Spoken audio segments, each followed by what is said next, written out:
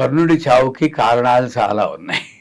అలాగా ఆ, ఈ ఆయుష్ యాక్చువల్గా చెప్పాలంటే పూర్వకాలం మీద ఉమ్, పెరిగింది అంటారు, సైంటిఫిక్ గా ఆ, లాంజివిటీ పెరిగింది, కానీ 30 నుండి 60కి పెరిగింది, కానీ 90లు 100 ఏళ్ళు బతికి వాళ్ళు చాలా తక్కువ.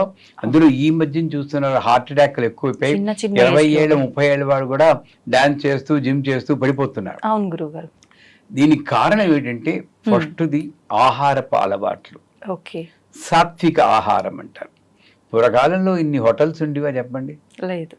అసలు ఆహారం అమ్మడం పాపం Hmm. అనేది అప్పుడు ఇది ఓకే. ఆహారం అమ్మడం పాపం. ఉమ్, వాళ్ళు పెట్టేవారు, వాళ్ళు ఏమైనా ఇస్తే పుచ్చుకునేవారు. ఓకే. అన్నార్థులు ఎవరు ఉండేవారు ఆ కాలం నుండి నేను వస్తాను. అప్పుడు ఆ, 100 ఏళ్ళు 108 ఏళ్ళు బతికిలి వాళ్ళము. ఉమ్, ఇప్పుడు ఆహారము హోటల్లో తింటున్నాం. అవును.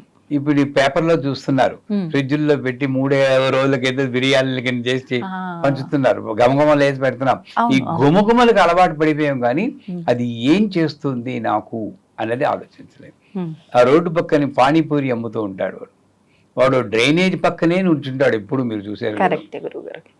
అవును. ఇంత డబ్బు నీ కోటీశ్వరుడు ముష్టాడులో చెప్పబట్టుకుని నోట్లో సొంగ కారుతూ వాడి కర్మ కాకపోతే ఏం చెప్పండి.